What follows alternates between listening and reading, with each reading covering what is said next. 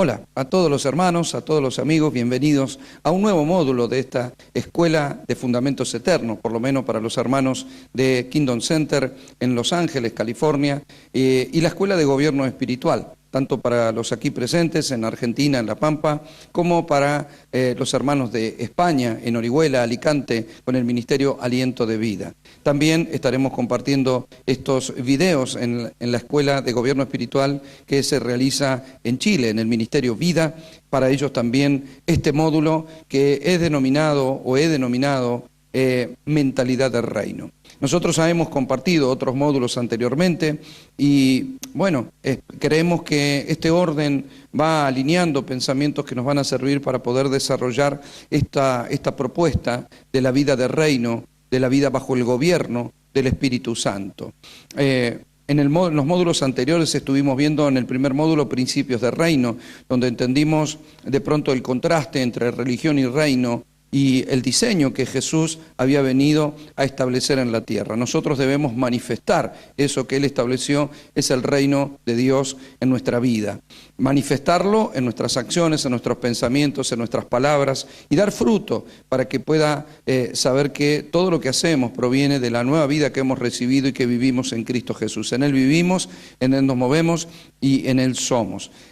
Comprender esto es lo que nos va a permitir avanzar en esta vida hacia la plenitud. Claro, sabemos que el reino será manifestado con toda plenitud de manera corporativa y de manera mundial en la venida de Cristo. Es decir, la iglesia tiene que avanzar contra viento y marea en la manifestación del reino.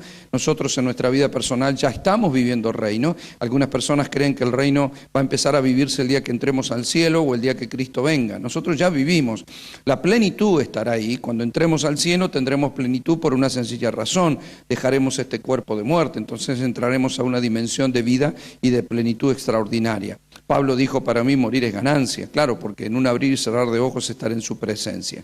De no ser así, Pablo dijo que los que hayamos quedado, pensando él que tal vez Cristo venía cuando él todavía estuviera vivo, él dijo, es necesario que los que estamos aquí recibamos un cuerpo nuevo. Él lo dice de otra manera, dice que es necesario que lo mortal se vista de inmortalidad, que este cuerpo de muerte pueda ser vivificado por un cuerpo como el de Jesús. Entonces, eso que Pablo anuncia para los que hayamos quedado también se va a cumplir, tal vez con nosotros en este tiempo, sabemos que estamos en los últimos tiempos, o tal vez con otros hermanos si nosotros ya partimos, pero sí va a venir una plenitud, porque toda la tierra va a ser llena de su gloria y porque toda rodilla se doblará y porque todos descubrirán quién es verdaderamente el Rey de Reyes y Señor de Señores. Pero nuestra vida, nuestro corazón ya amaneció eso, nosotros ya estamos bajo el gobierno de Dios y aunque todavía tengamos un cuerpo de muerte, la vida del Espíritu nos va llevando no solo al propósito, sino al disfrute de esa plenitud de vida que Dios propone para nosotros. Hay una plenitud personal, pero hay una plenitud corporativa. Dios trabaja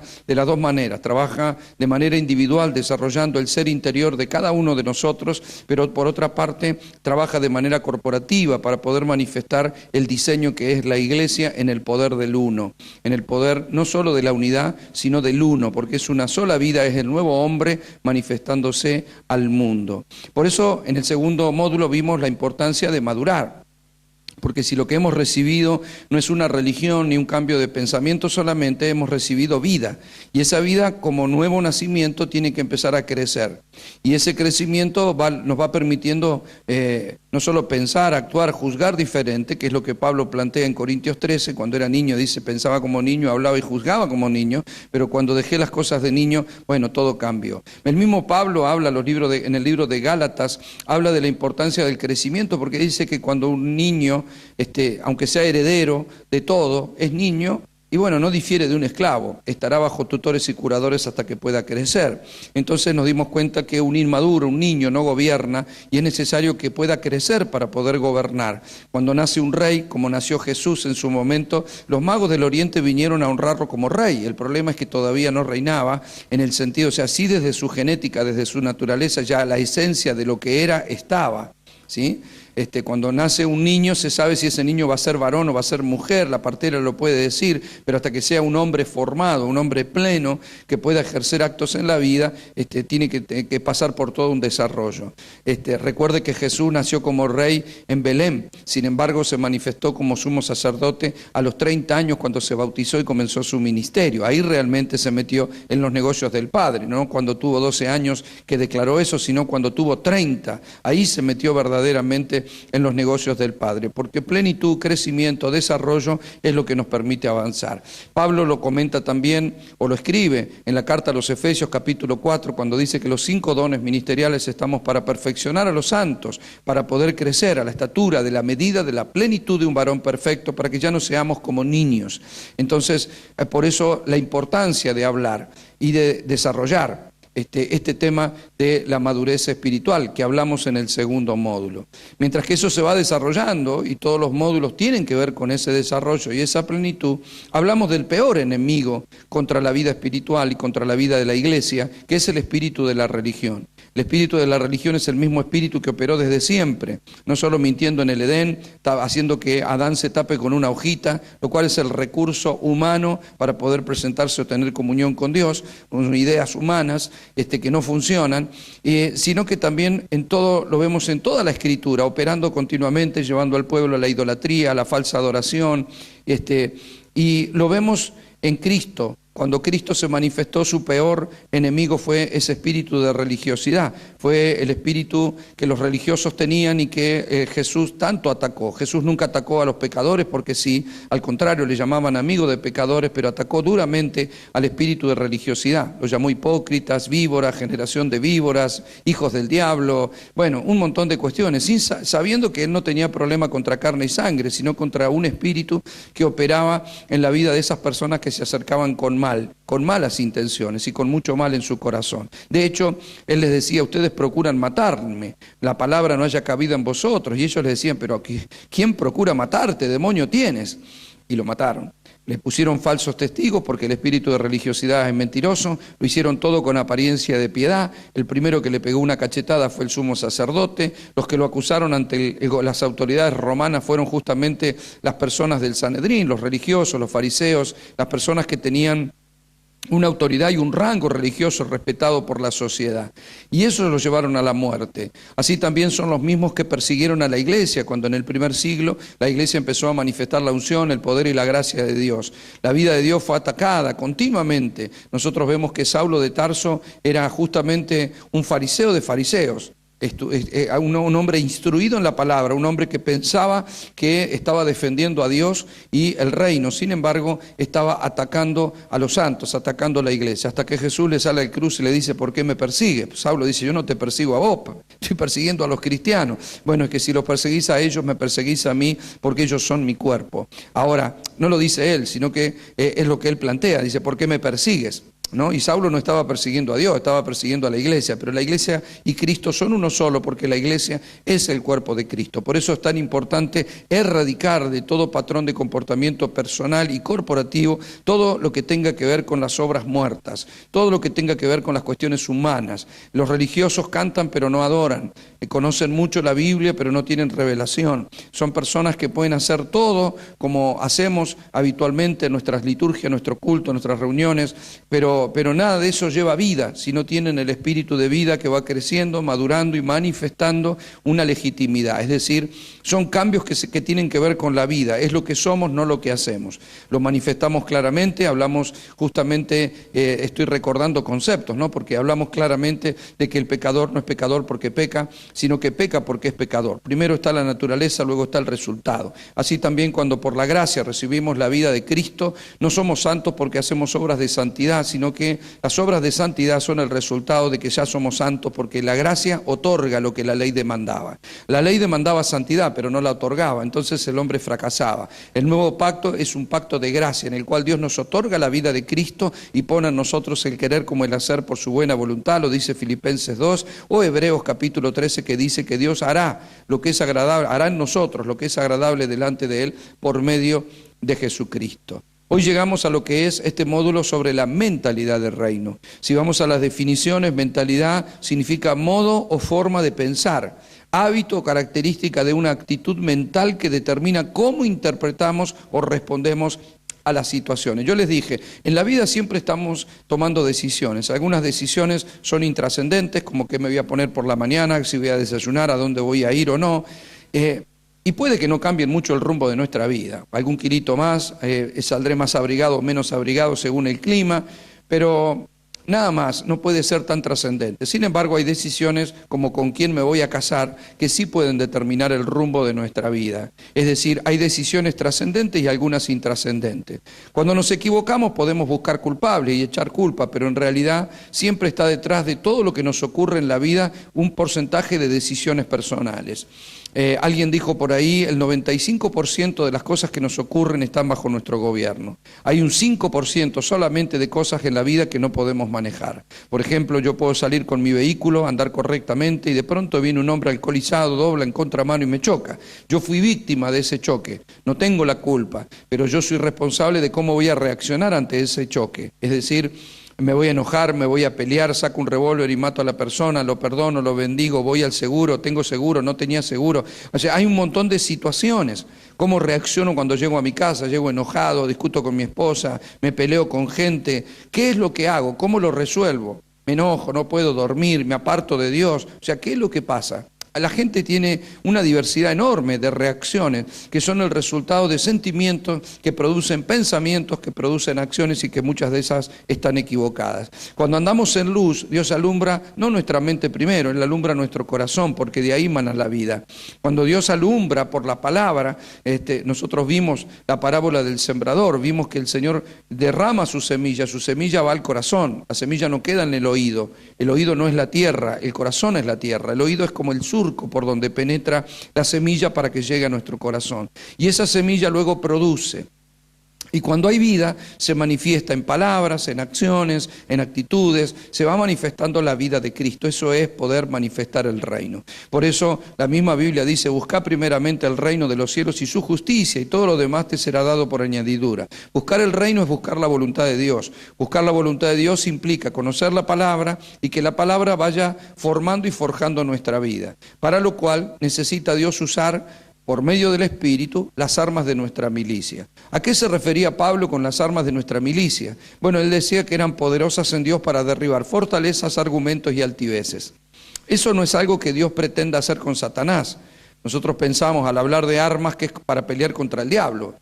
No es así. Él está diciendo que las armas son para pelear contra nuestra vieja humanidad, contra nuestra carnalidad, contra nuestra mente limitada, que antes, como lo dice Romanos 8, era enemiga de Dios. Entonces lo que va haciendo Dios es derribando fortalezas, argumentos, altiveces, podríamos decir paradigmas.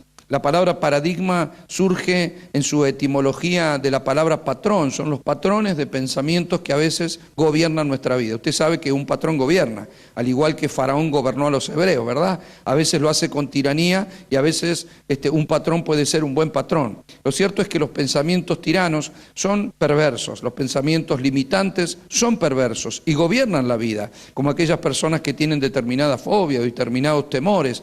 O sea, su vida va a estar regida por ese temor.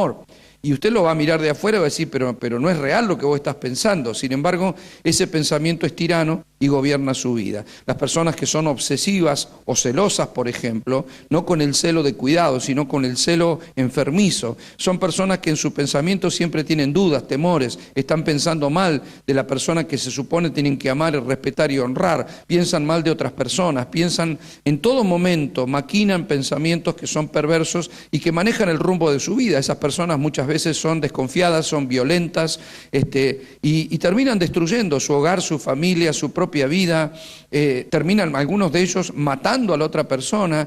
Es muy difícil convivir con alguien así y el 90% o más, o tal vez todos los pensamientos que pueda tener una persona así, sean infundados, sean equivocados, son mentiras, pero él está regido por esa mentira. Cuando nosotros llegamos al camino del Señor, el Espíritu Santo dice, lo enseñó Jesús en el capítulo 16 del libro de Juan, dice que es el que nos lleva a toda verdad y justicia, es el que nos trae convicción de pecado y es el que nos conduce, incluso nos hará saber las cosas que han de venir. Ese conductor que es el Espíritu, Romanos 8 dice que los que son guiados por el Espíritu, estos son hijos de Dios. El Espíritu lo hace por medio de la revelación de la palabra.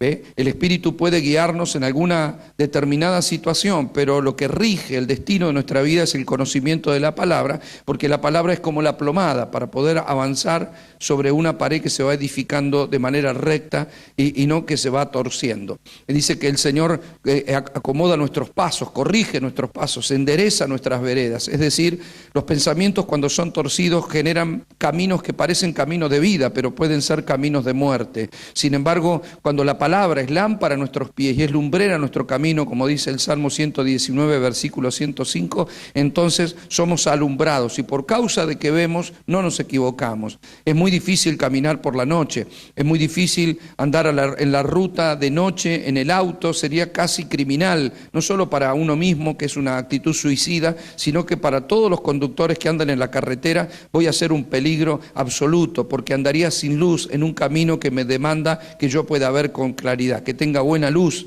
en el vehículo. Así también pasa con la vida del cristiano. Cuando vamos consumiendo la palabra va derribando paradigmas, fortalezas, altiveces, y el Señor dice que la palabra es como martillo que quebranta la piedra. Eso es porque muchas veces tenemos cabeza dura.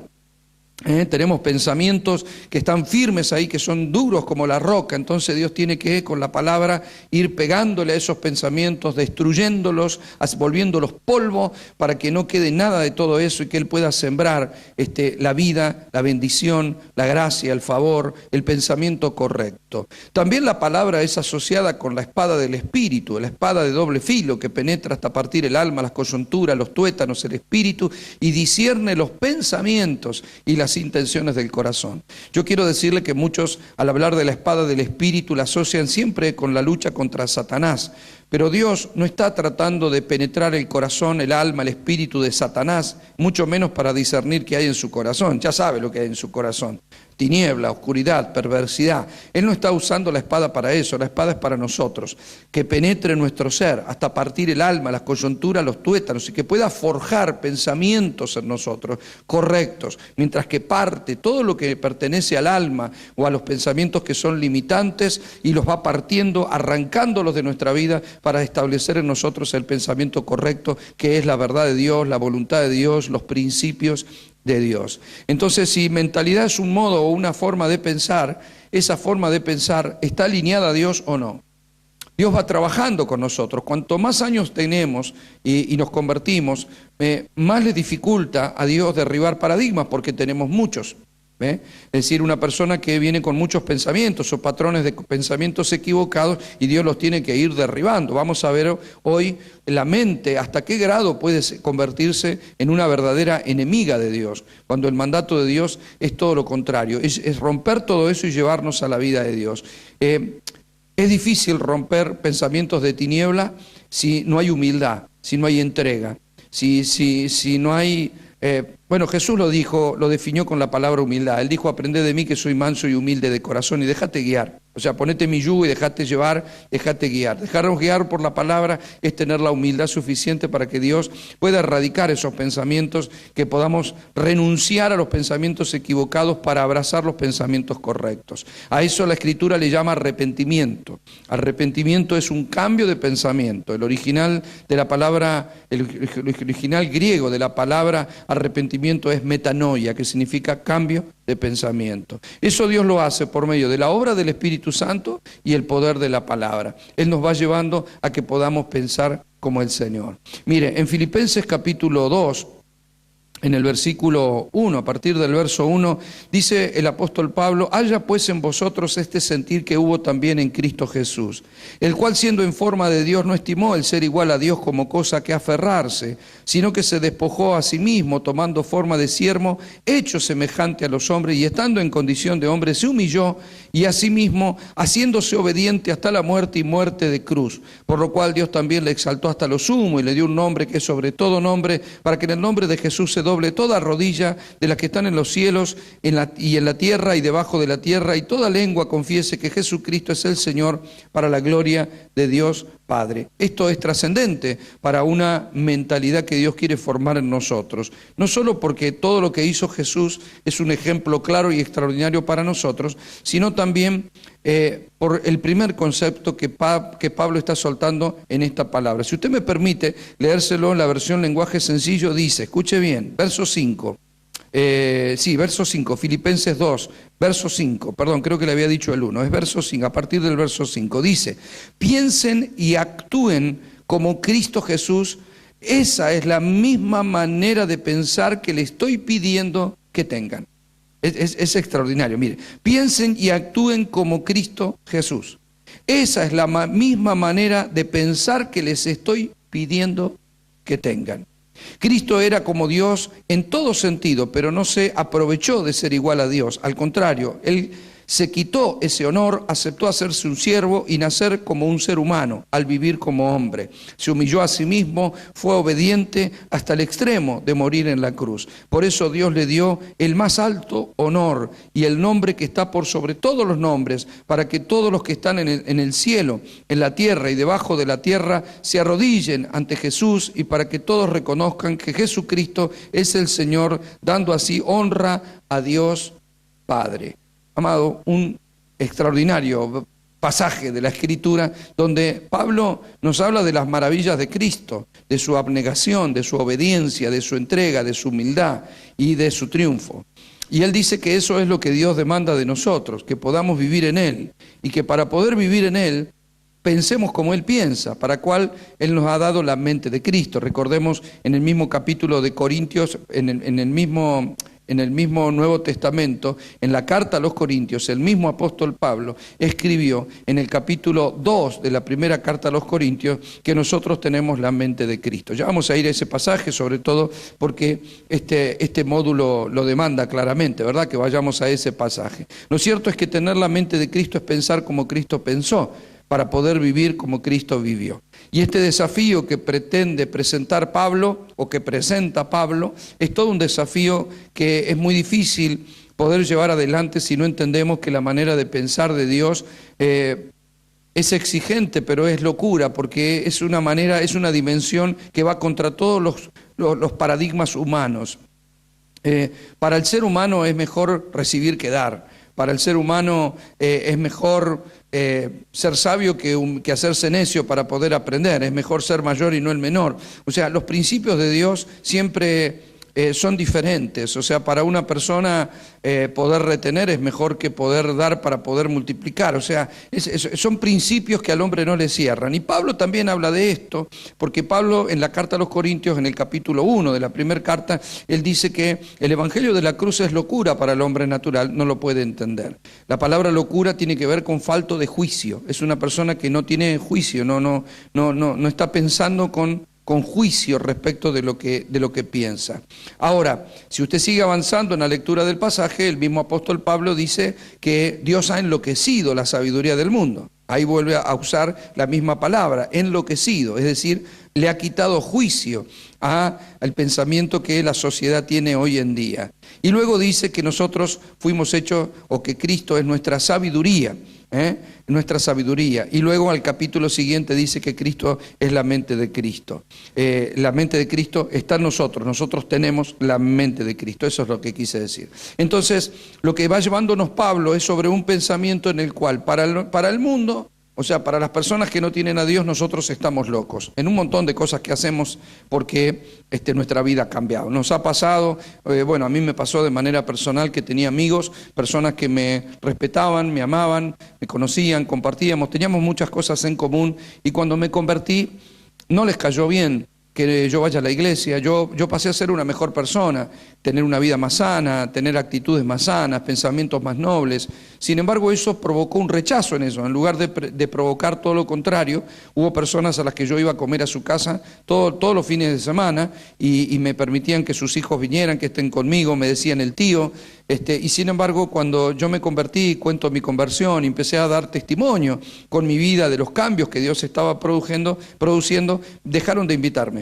Dejaron de abrirme la puerta de su casa y demostraron claramente que esta nueva vida que yo tenía a ellos les desagradaba. En realidad es solo porque hay un contraste entre la luz y la tiniebla, hay un choque de pensamientos, hay un choque de culturas. Ellos pensaban que yo estaba loco. Sin embargo, Dios dice que Él ha enloquecido la sabiduría del mundo. Por lo tanto, es juicio contra juicio o justicia contra justicia en la manera de pensar. Si se piensa con mentiras hay injusticia, porque la mentira es injusticia.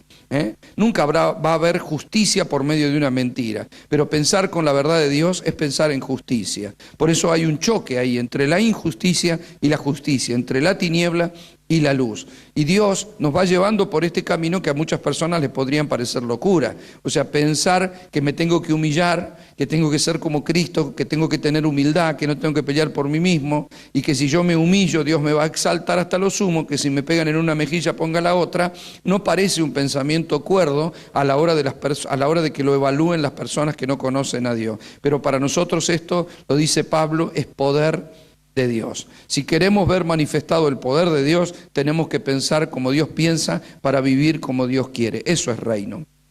Por eso es tan importante el desarrollo de este módulo que es mentalidad de reino. Ahora, yo quisiera que usted me permita a mí demostrarle, ¿no?, que hay diferentes mentes que la Biblia menciona y que esas mentes tienen que ver en algunos casos con personas no convertidas y en otros casos con personas que no permiten que Dios trabaje en su mente para llevarlo a donde lo tiene que llevar. Una de las mentes que la Biblia menciona es la mente reprobada.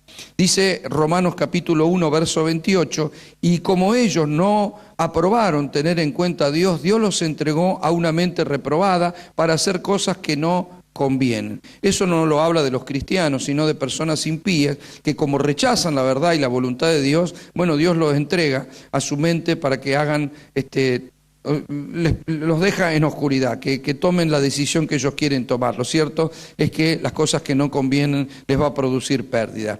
En el libro de Proverbios, capítulo 4, dice que el camino de los justos es como la luz de la aurora, va creciendo hasta que el día es perfecto. Sin embargo, dice que los que caminan en oscuridad no saben ni con qué tropiezan. Ahí tiene usted una mente reprobada, que camina en tiniebla, que toma errores, que toma decisiones equivocadas, que piensa equivocadamente y que por lo tanto tendrá resultados negativos en su vida.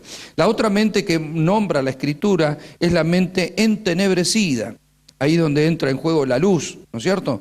Dice Efesios capítulo 4, versículo 18, esto pues digo y requiero en el Señor, que ya no andéis como los otros gentiles que andan en la vanidad de su mente, teniendo el entendimiento entenebrecido, ajenos de la vida de Dios por la ignorancia que en ellos hay, por la dureza de su corazón. Ahí encontramos que esta palabra no está hablada para el impío, sino para el cristiano. Pablo se lo escribe a los de Éfeso y no le está hablando en tercera persona a gente que está fuera del Señor, sino que le está hablando a ellos, para que ya no anden como los otros gentiles, es decir, como aquellos que no conocen a Dios, que andan en la vanidad de su mente, que tienen tinieblas en su cabeza, sino que ahora andemos en la vida de Dios, en la luz del Señor, en el camino del Señor, que para eso nos hemos convertido. O sea, hay una advertencia de no tener esa mente entenebrecida. ¿Por qué Pablo lo advierte a la iglesia de Éfeso? Indudablemente lo advierte porque es posible que eso le ocurra a un cristiano. Cuando un cristiano empieza a pensar y deja entrar pensamientos sucios en su mente y los deja habitar en su mente, bueno, indudablemente la mente se va entenebreciendo. En lugar de estar lleno de luz, tengo pensamientos oscuros y los pensamientos oscuros tienen que ser rechazados.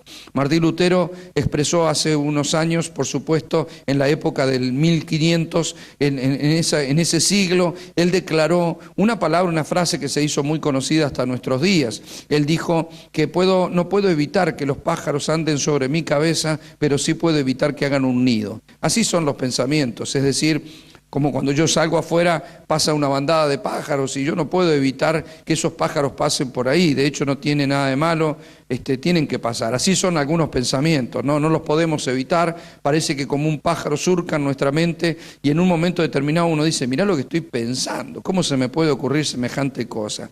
Eso va a pasar de continuo, los sentidos nos hacen pensar y bueno, cuando pensamos, a veces pensamos mal. Eso no lo podemos evitar, pero sí podemos evitar que ese pensamiento quede estacionado. Si yo al salir veo pasar unos pájaros, no tienen nada de malo, pero si yo permito que un pájaro se asiente sobre mi cabeza y empiece a hacer un nido, empiece a traer basura, plumitas, pajita, y empiece a hacer un nido en mi cabeza, voy a dejar que ese pájaro que pasó se asiente, se sienta bien en mi cabeza y ponga un montón de basura y ponga su nido en mi cabeza, que además va a terminar dando cría ahí. No solo es un cuadro feo de imaginar, sino que además imagínelo si esos pájaros son pensamientos. Entonces, recuerde que en la parábola del sembrador también Jesús dijo que los pájaros vienen y roban la semilla. Los pensamientos diabólicos roban la semilla que Dios ha depositado y llenan nuestra cabeza de basura. Por eso Pablo advierte del cuidado de no tener una mente entenebrecida. La tercera mente que nos encontramos en la Escritura y que también es nombrada por Pablo en la carta que le escribió a Tito es la mente corrompida. Mente corrompida. El término corrompido significa algo manchado, violado, deshonrado, podrido, pervertido, viciado, seducido o dañado. La mente corrompida tiene que ver con la corrupción, algo que está bien. Imagine una fruta, esto lo comparto ahora, pero tenemos un módulo que se llama corrupción espiritual. Usted imagine una fruta que usted saca de un árbol. La fruta está perfecta, usted la pone en un ambiente, es una cuestión de que el ambiente, el tiempo y la asociación con gérmenes vivos, la fruta se va a terminar pudriendo. Son tres cosas que pudren, que producen corrupción, es decir, algo que lo asocie. O sea, cuando una fruta se pone en una cámara, lo que se le quita a la cámara es el oxígeno, para que esa fruta, en ese lugar no haya gérmenes que puedan echar a podrir la fruta. Por eso puede estar un año en la cámara, uno saca la fruta y está como si estuviera recién cortada, porque no hubo gérmenes, agentes patógenos que ahí echen a perder esa fruta. Sin embargo, si usted la deja arriba de la mesa, el contacto con el ambiente va a producir, y si usted pone esa fruta en una canasta donde ya hay fruta podrida, se va a podrir rápidamente, porque hay mucho más gérmenes que pueden producirle la muerte. Solo es una cuestión de tiempo, solo es una cuestión de ámbito, solo es una cuestión de estar conectada con lo incorrecto y la fruta se pudrirá. Así también es nuestro pensamiento, nuestra mentalidad. Podemos tener una mente pura, sana, fresca, pero si dejamos entrar algún germen que empiece a podrir los pensamientos, solo es una cuestión de tiempo y una cuestión de asociación equivocada, y se va a podrir nuestra manera de pensar. Cuando me empiezo a juntar con la gente incorrecta, a escuchar los pensamientos incorrectos, es una cuestión de tiempo que se va a podrir la mente. En ese módulo desarrollo también cómo la religiosidad puede podrir los pensamientos espirituales. El solo contacto en un ámbito y en una congregación estructurada y religiosa va a echar a podrir la vida espiritual que una persona puede tener sanamente, que puede haber recibido del Señor. Se termina pudriendo, se corrompe. Uno dice, ¿cómo? Si esta persona nació en Cristo hace unos años, yo lo vi, amaba al Señor, ¿por qué se volvió tan odioso, tan atacante, tan juzgador, tan tan en desacuerdo con él mismo, ¿no? Autoflagelándose y nunca alcanzando la plenitud de la gracia? Bueno, es que se le pudrió la mente. Lo que recibió por gracia, luego lo quiere ganar por las obras de la carne. Tito, capítulo 1, versículo 15, dice: todas las cosas son puras para los puros, mas para los corrompidos o incrédulos nada les puro, pues hasta su mente y su conciencia están corrompidas. Profesan conocer a Dios, son cristianos, pero con los hechos lo niegan, siendo abominables y rebeldes, reprobados en cuanto a toda buena obra. Es decir, tienen apariencia de piedad, pero luego dan un fruto feo porque su mente está podrida. Entonces tienen murmuraciones, pecados ocultos, chisme, difamación, envidias, pleitos, celos, contiendas, cosas que generan mucho daño, que nacen en el corazón de la persona y que se expresan en pensamientos, que confiesan con palabras y con acciones que, producen podredumbre en todo lo que tocan y lo que hacen. La cuarta mente de la que le quiero hablar es de la mente embotada.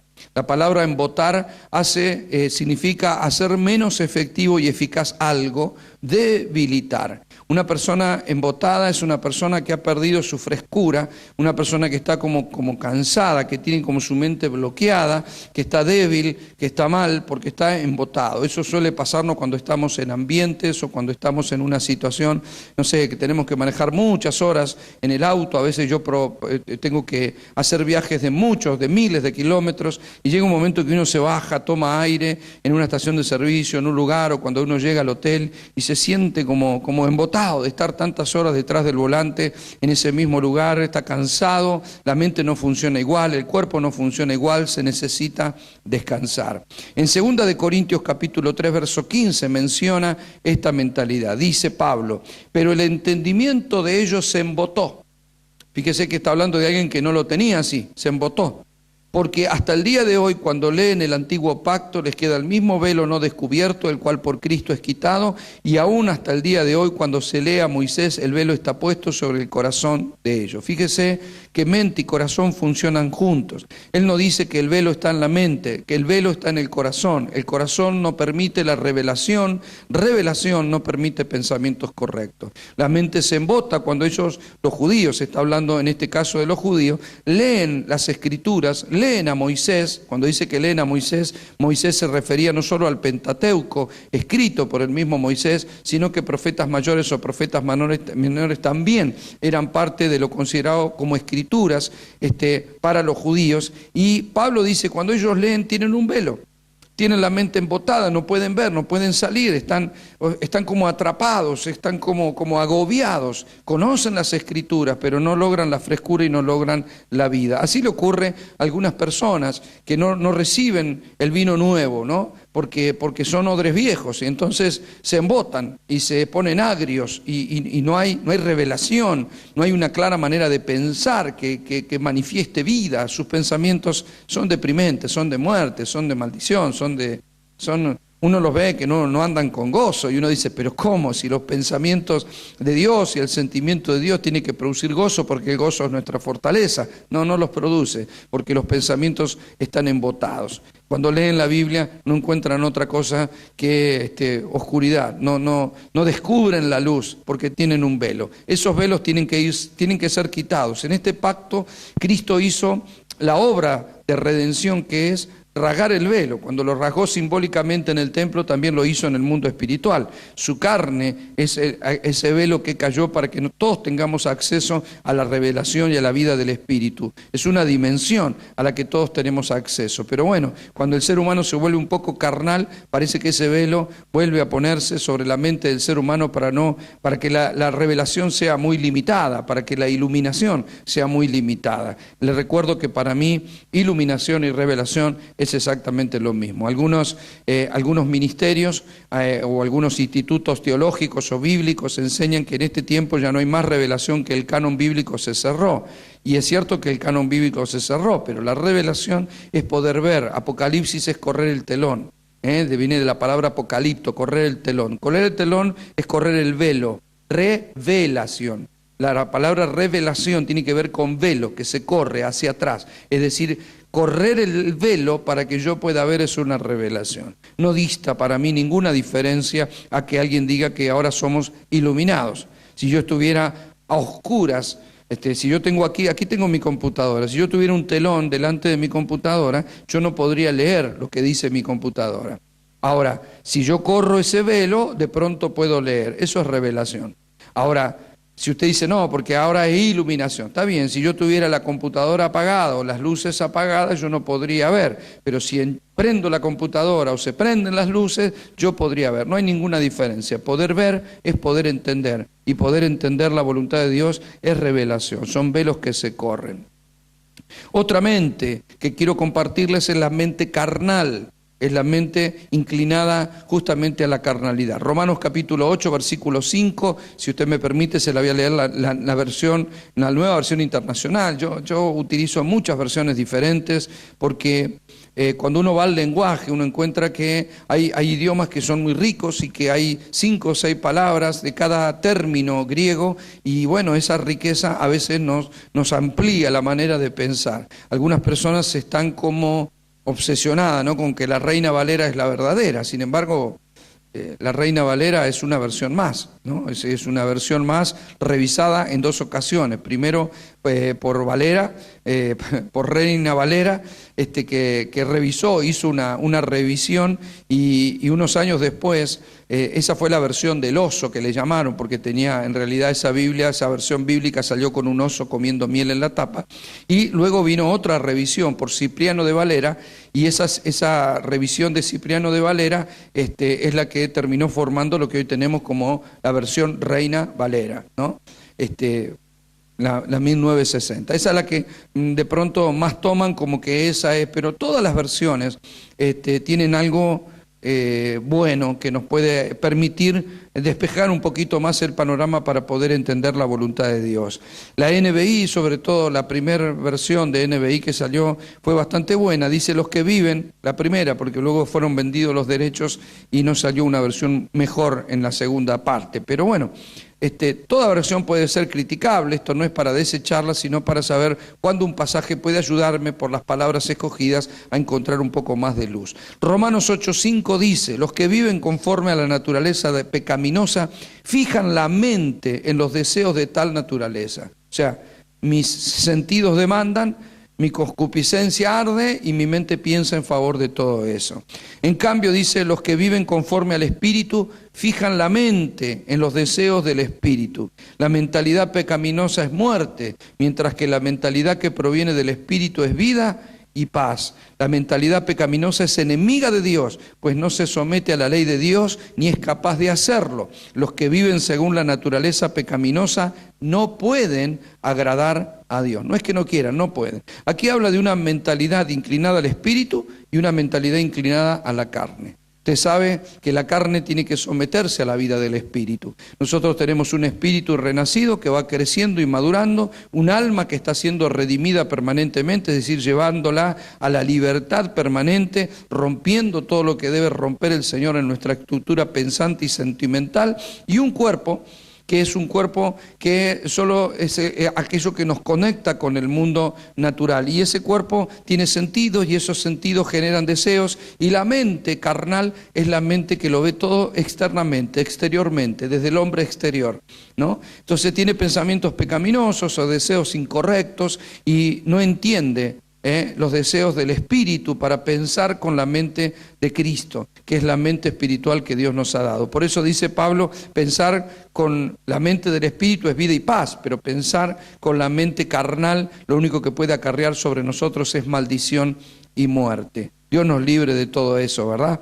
La sexta mentalidad que quiero hablar es justamente la mente espiritual. También Pablo dice en Romanos, pero capítulo 12, versículo 2, no os conforméis a este siglo, sino transformaos por medio de la renovación de vuestro entendimiento, para que comprobéis cuál sea la buena voluntad de Dios, agradable y perfecta. Pablo dice, no se conformen, no se amolden, no se queden estancados en un pensamiento, sino que atrévanse a romper los pensamientos que son limitantes para ir en busca de la voluntad de Dios. No se conformen a este siglo, no se conformen a la sociedad, no se conformen al entorno, que las situaciones de la vida y de la sociedad de hoy no te hagan pensar equivocadamente.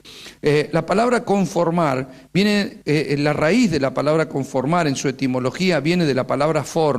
Es con forma, es decir, una persona que está sentada, como algunos de los aquí presentes, tienen la forma de la silla. Pero si le sacara la silla no podría tener esa forma, sino que su cuerpo va a tomar otra forma. Si se pone de pie, automáticamente tiene otra forma. Las personas que están sentadas, si yo siguiera hablando 2 horas, 3, 4, 5, van a sentirse desconformes. Es decir, que la forma ya no va a ser agradable para ellos y van a empezar a ponerse en pie, a caminar o ir al baño, porque van a estar desconformes y van a tratar de romper la forma que han sostenido durante un tiempo que debería haber sido prudencial. Por eso es mejor terminar en tiempo y no que la gente empiece a sentirse desconforme, porque si no va a romper esa forma en busca de otra forma. Le estoy dando un ejemplo físico para entender lo que ocurre con nuestro pensamiento. La gente se amolda, se siente cómoda con algunos pensamientos y no los quiere cambiar. Sin embargo, cuando rompemos esa forma, Dios nos puede llevar a donde nos quiere llevar. Un día Dios le habló, por ejemplo, a Abraham y le dijo: vete de tu tierra y de tu parentela a la tierra que te mostraré, y haré de ti una nación grande y te bendeciré. Usted conoce el pasaje. Abraham, que tenía un padre con bastantes riquezas o bastantes posesiones, en una ciudad que, si bien era idólatra, Ur de los Caldeos, era una ciudad en la cual él vivía y en la cual podía sentirse cómodo. De pronto, cuando Dios le da un pensamiento, ese pensamiento viene a sacarlo de su zona de comodidad. Él podría haberse justificado, podría haber levantado fortalezas, argumentos, altiveces, él podría haber dicho: no, no tiene sentido, más adelante, vamos a ver, no es el tiempo. Sin embargo, él renunció a su manera de pensar y a sus comodidades y fue en busca de la voluntad de Dios. Su entorno seguramente le debe haber dicho: estás loco, ¿a dónde vas a ir? Y no sé, porque Dios todavía no me mostró, dijo que la tierra me la va a mostrar. Eso puede ser un pensamiento de locura para otros, pero para nosotros, y en el caso de Abraham, fue poder, porque Dios lo llevó al propósito y al cumplimiento de todas las promesas. Los demás no podrían, o creo yo, que no lo han entendido, mucho menos cuando el Señor le pide que lleve a su hijo Isaac al monte Moriah. ¿Quién puede entender a un padre que dice que va a llevar al monte al hijo porque Dios se lo pidió para degollarlo y ofrecerlo en sacrificio? Nadie va a entender en su sano juicio eso. Todos dirían: está loco. Sin embargo, lo que para los hombres es locura, para nosotros es poder de Dios. Pero necesitamos un hombre como Abraham, o ser como Abraham, porque somos hijos de Abraham, de tener la capacidad de pensar conforme a la voluntad de Dios, y que si Dios nos quiere mover de nuestro sitio de comodidad, puede hacerlo. Yo he visto a algunos ministros con un claro llamado a servir a Dios en distinto lugar y no se mueven porque tienen miedo de soltarse, o de su trabajo, o de sus tareas, o de su lugar, de su familia, de sus cosas, y están ahí. Quisieran hacer la voluntad de Dios, arde dentro de ellos un llamado, algo así como un fuego en mis huesos que no puedo sufrir, como decía Jeremías, pero por otro lado levantan fortalezas, levantan argumentos: todavía no es el tiempo, voy a esperar, si Dios me habla claramente. Y hay veces que Dios ya les habló claramente, solo que están conformados a una mentalidad. Entonces, ¿qué dice Dios? No se conformen a este siglo, ni a esa manera de pensar, sino despojados de todo eso para poder comprobar cuál sea la voluntad de Dios, que es buena, es agradable y es perfecto. Esto también nos tiene que dejar en claro, porque los pensamientos de Dios siempre son buenos, agradables y perfectos. Yo quisiera hablarle de algunas cosas que son mentalidades que producen problemas. Es decir, todos nosotros, algunos de los que me están escuchando posiblemente, y bienaventurados si así le ocurre, han nacido en el camino del Señor. Es decir, los que nacieron en lo que se llama cuna evangélica, ¿no?, que a veces es la cuna nomás, esas personas son bienaventuradas, porque qué bueno que no tenga que pasar algunos procesos de la vida. De todas maneras tendrá que tener un encuentro con Cristo y volver a nacer.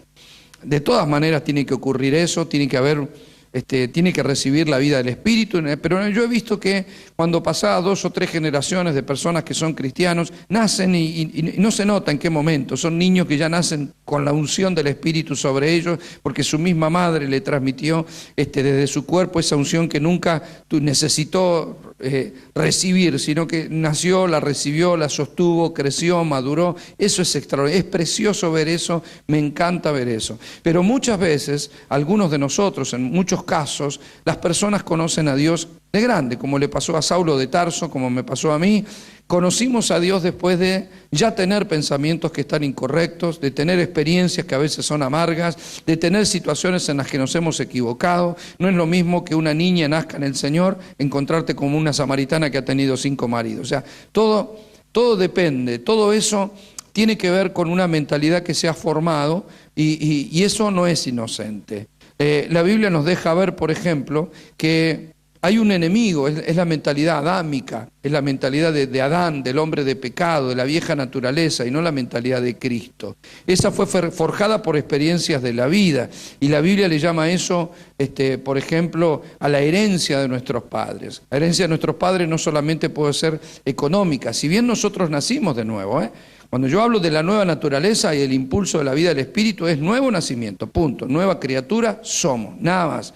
Pero a veces hay una herencia. Imagínese usted que yo, cuando nací de nuevo en el Señor, yo no recibí un cuerpo nuevo, sino que seguí teniendo el mismo cuerpo que heredé de mis padres. Hay una genética que yo heredé en mi carne, no en mi espíritu. En espíritu soy hijo de Dios, pero en mi carne soy hijo de papá y mamá. Y si bien soy el resultado de una creación divina, soy el resultado de una semilla de mi papá en el útero de mi mamá. Entonces, ¿qué es lo que ocurre? Tengo genética de ambos, por eso soy parecido, en mi caso más a mi mamá que a mi papá, pero hay una similitud genética. Eso te va a dar una piel determinada, una altura determinada, un color de ojos determinado, y a veces lo vemos que eso no tiene que ver con los padres, sino con el abuelo, ¿no? Pero la genética se sostiene y se mantiene ahí. De la misma manera que hay una herencia física, aunque la carne es mortal, hay una herencia que tiene que ver con el alma y con la manera de pensar. Cuando tuviste abuelos que han pensado de determinada manera y padres que sostuvieron ese pensamiento, es muy probable que los hijos sigan sosteniendo la misma manera de pensar. Es decir, tal el padre, tal el hijo, tal el nieto. Yo no creo que haya sido inocente, por ejemplo, la esclavitud que padeció el pueblo hebreo 400 años en Egipto. Es decir, cuando vos sos la primera generación de esclavitud, debe haber sido muy difícil adaptarse a los requerimientos o las exigencias de Faraón. Pero cuando ya tu bisabuelo fue esclavo, tu abuelo fue esclavo, tu padre fue esclavo y vos naciste en esclavitud, no tenés un sueño sino de esclavo, no deseas otra casa que no sea de esclavo, tu comida es de esclavo, tu ropa es de esclavo, tus hijos serán esclavos y tus nietos serán esclavitos. O sea, no hay forma de salir de una manera de pensar que ha sido forjada en esa esclavitud. Entonces eso se hereda.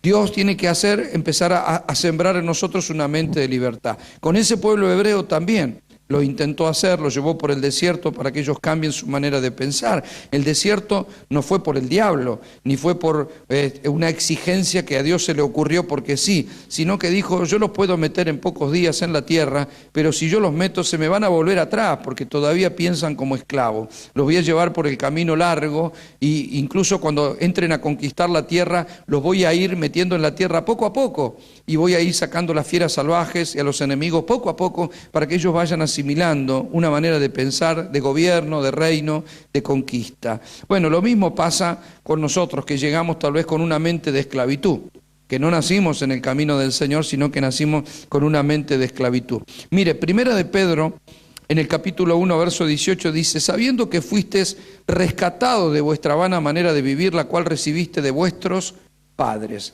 Hay una manera de vivir que recibimos de los padres naturales y Dios tiene que trabajar sobre ella.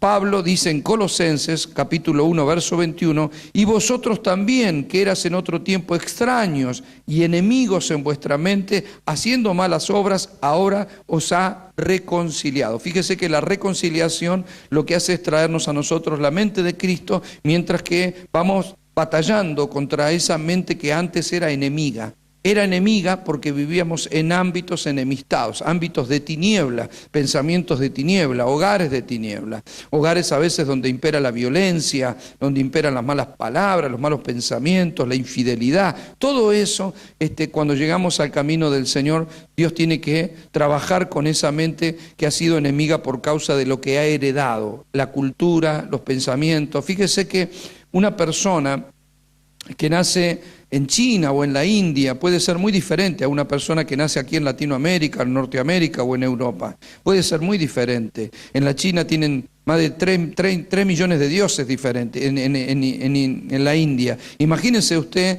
una persona idólatra que rinde culto a todos esos dioses falsos. Convertirse a Dios implica... Bueno, he conocido la verdad, recibido la luz, pero tengo que ir rompiendo todos esos paradigmas culturales que sin duda heredé de mis antepasados. Entonces Dios tiene que ir trabajando en todo ese tipo de pensamientos que son una mente que hemos heredado, o pensamientos que han sido acunados y heredados desde la enseñanza de nuestros abuelos o padres.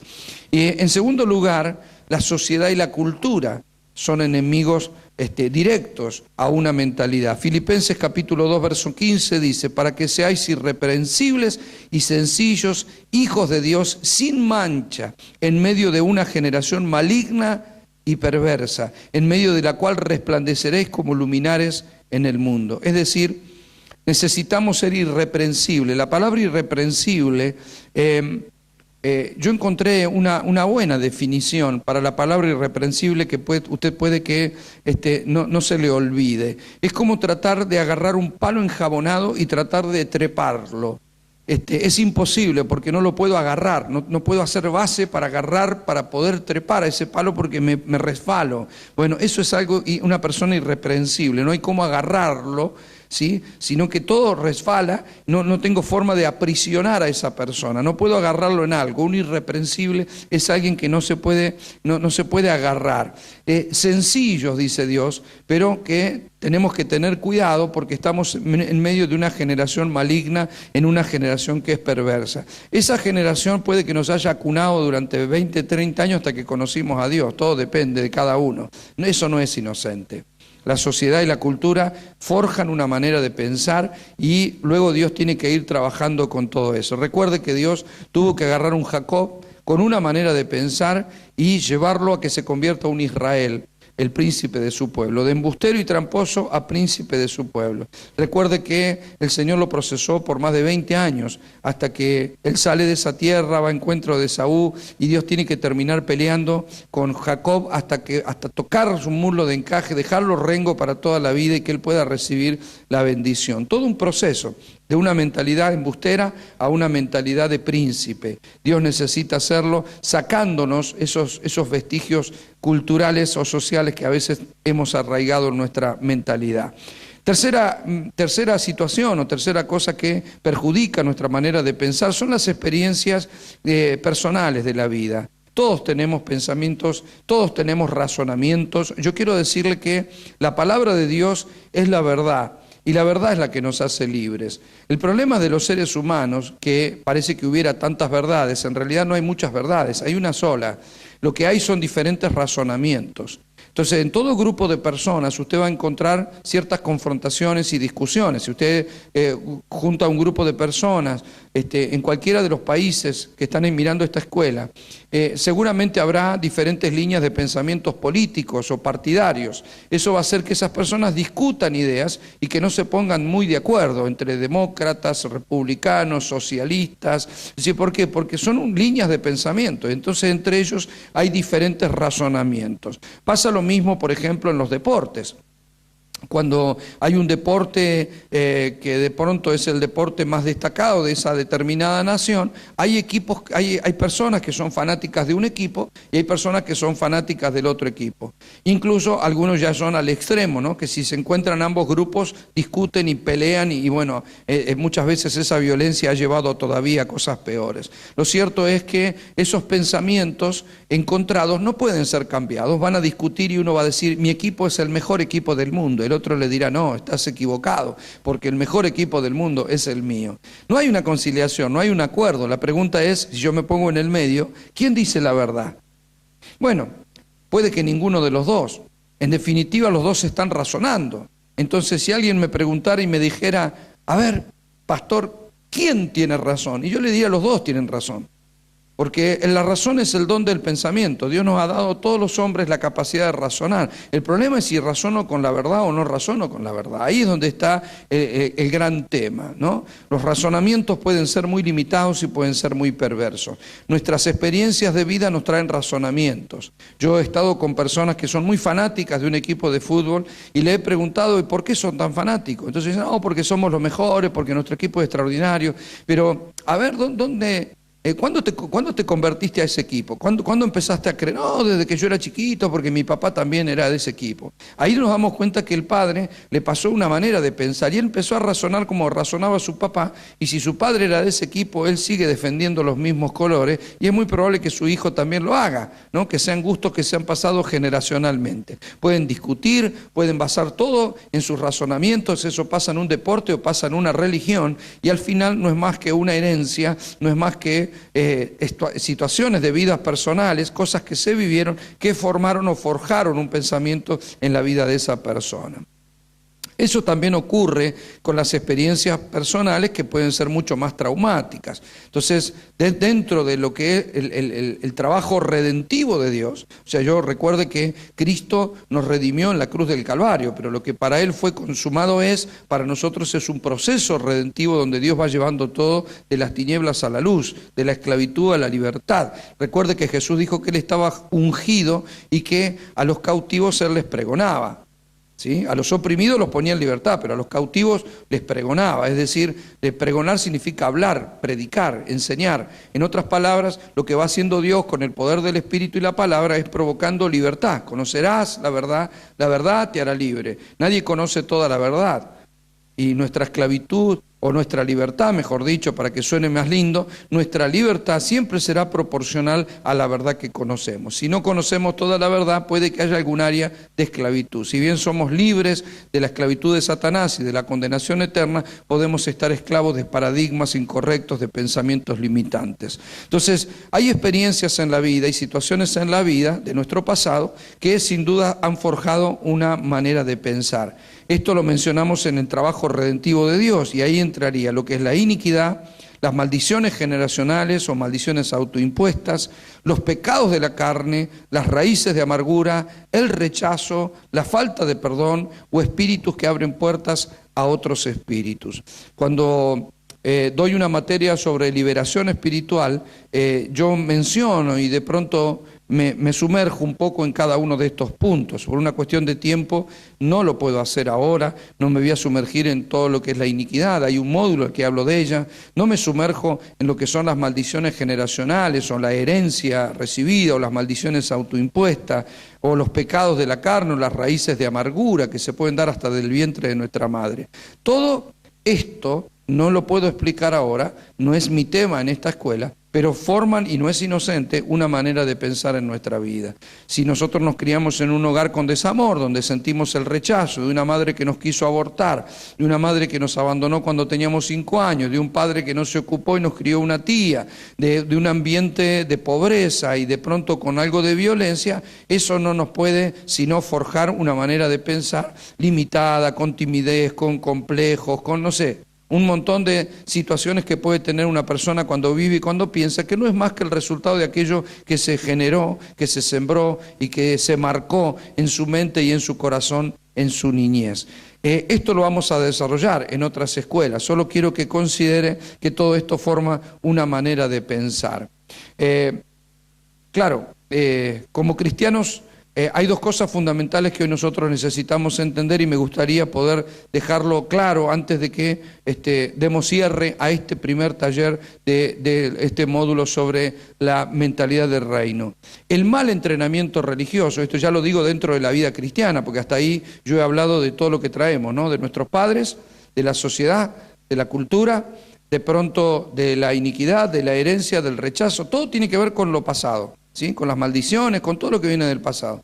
Pero esto Pablo lo advierte, o en este caso el Evangelio de Marcos, el versículo que le voy a leer, y luego sí Pablo en la carta a los Corintios, advierten sobre situaciones que ya siendo cristianos debemos tener nosotros el cuidado. ¿Por qué? Porque cuando llegamos a la iglesia nosotros podemos haber nacido de nuevo, y recuerda el módulo anterior sobre el espíritu de la religión, si el liderazgo que nos echó a andar en la vida, que fueron aquellos que nos improntaron con una enseñanza, nos enseñaron mal, si lo hicieron bajo el espíritu incorrecto, si nos enseñaron la palabra desde la estructura religiosa, desde la doctrina fundamentalista y equivocada, amado, eso forjó una manera de pensar que puede marcar definitivamente el resto de nuestra vida espiritual. Y eso también en algún momento hay que derribarlo. Ese es uno de los objetivos que persigue la Escuela de Gobierno Espiritual. Llevar todas las cosas al gobierno del Espíritu y poder evolucionar y entender que hay una manera de pensar y una manera de vivir conforme a la voluntad de Dios y que eso es reino. Reino es vivir bajo el gobierno y la voluntad de Dios. Y el religioso muchas veces no lo hace. El religioso condena, juzga, basa mucho puede tener mucho conocimiento bíblico, el problema es que tiene una manera de pensar que puede llegar y tornarse hasta bastante perverso. Uno dice, pero ¿y cómo, no? Bueno, es que eso ocurre porque arrancó bien, pero fue improntado con el mensaje incorrecto. Y si uno nace en el Señor y empieza a congregarse en una iglesia donde el mensaje es estructurado, legalista, religioso, donde no se puede esto, donde no se puede aquello. Yo recuerdo los primeros tiempos, en donde yo empecé a ir a la iglesia, las mujeres tenían que ir de pollera, los hombres no podían predicar sin corbata, no podían andar, sacarse la remera en su casa, no podían ir a la playa, no podían jugar al fútbol, no podían escuchar música, no podían hacer un montón de cosas.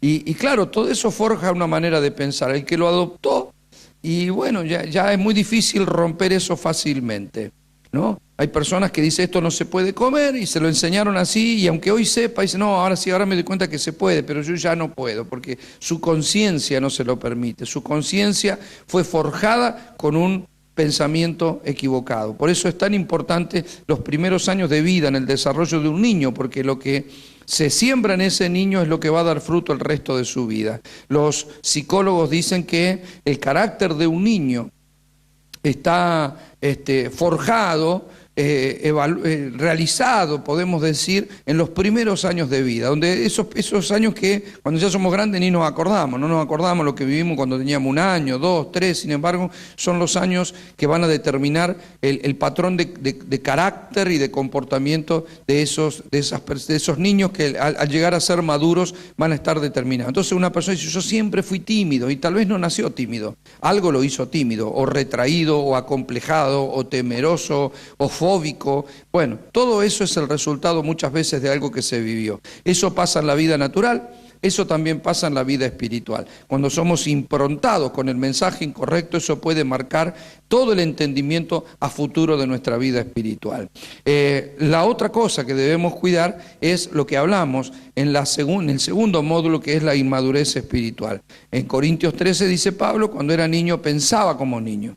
Ahí está hablando de pensar, ahí está hablando de una mente niña, de una mente no madura, de una mente que está atrapada en pensamiento. Usted fíjese cómo piensa un niño, ¿verdad?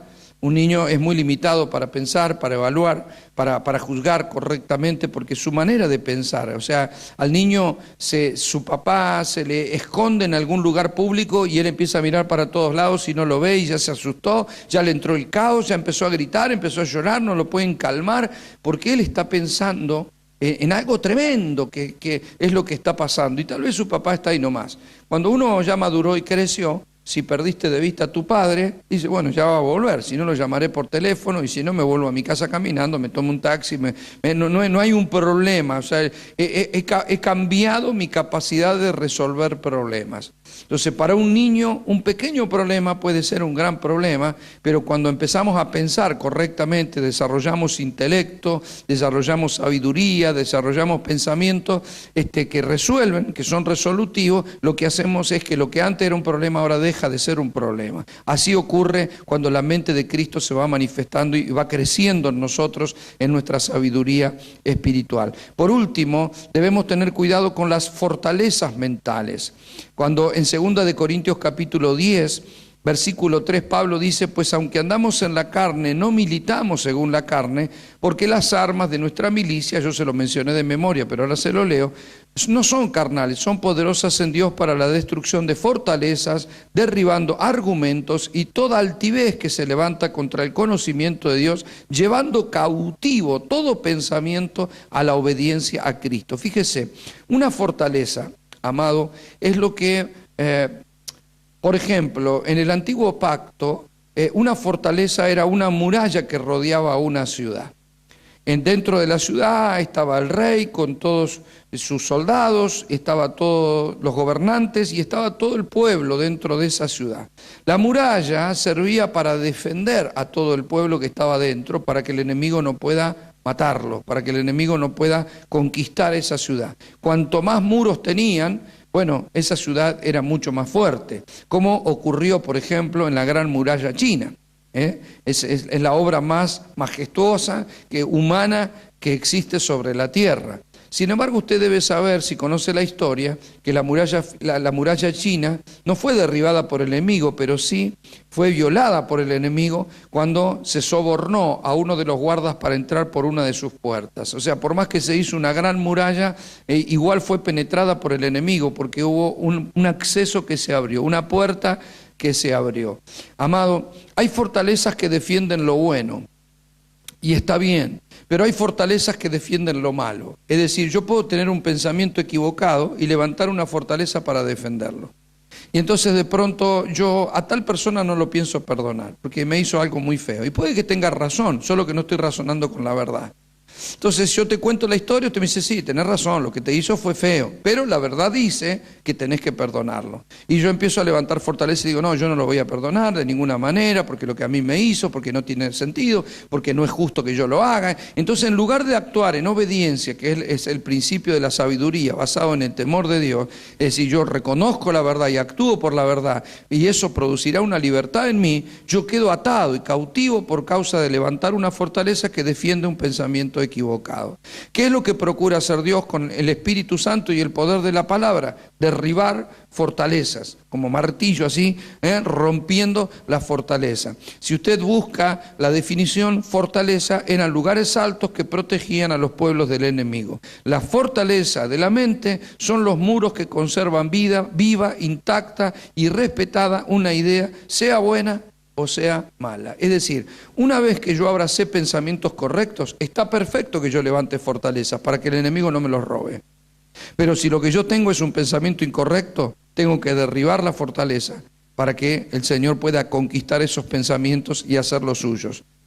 Ponerlos, llevarlos y someterlos, sujetarlos, llevarlos cautivos a la obediencia a Cristo. No querés, pero voy igual, porque esto no se trata de tu razonamiento. No te voy a escuchar pensamientos, sino que voy a razonar con locura para otros, pero yo voy a razonar en el poder de Dios. Si Dios dice que yo vaya y perdone, yo voy a ir y a perdonar. Hay 1000 excusas en mi mente para no hacerlo, pero yo me voy a poner su yugo y me voy a dejar llevar. Hoy no lo entiendo, no tengo ganas, no sé cómo funciona, pero lo haré en obediencia porque tengo temor de la verdad de Dios. Yo sé que si Dios dice, por algo lo dice. Amado, si alguien actúa así y es humilde como para dejarse guiar, el día que vaya y suelte perdón a esa persona que dijo que jamás perdonaría, no solo va a sentir el perdón, va a sentir paz, va a ser liberado, se van a caer las ataduras, se va a dar cuenta, después va a dar testimonio, después va a sentirse, se va a dar cuenta que lo que hizo fue correcto, extraordinario, que se manifestó el poder, que desató gente, que se desató a sí mismo, que lo llenó de luz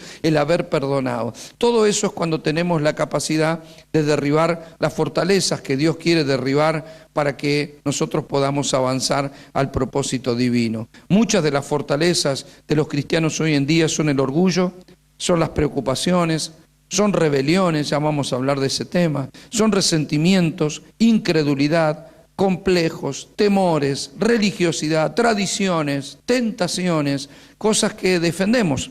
Levantamos murallas y las defendemos y no permitimos que Dios la conquiste. Pero bienaventurados los que podemos ser humildes delante de Dios para que Dios derribe. O sea, recuerde que el orgullo es algo que a veces vuelve a sentarse sobre nosotros y que tenemos que analizarnos a nosotros mismos para saber si estamos en la gracia y poder tener murallas abiertas para Dios y fortalezas para nuestro enemigo. Pero para Dios tenemos que derribar toda fortaleza, argumento y altivez, sabiendo y entendiendo que los pensamientos de Dios son buenos, agradables y perfectos. Dios nos ayude a ir en busca de esa mentalidad de Cristo, pensar con la mente de Cristo, leer la palabra y que se haga luz, tomar decisiones sabias en la vida. La sabiduría es Cristo. Vamos a seguir analizando y profundizando en este tema de la mentalidad del reino. Nos encontramos en el segundo taller de este módulo llamado de esa manera, mentalidad del reino, que seguramente será para una vida mejor. Muchísimas gracias.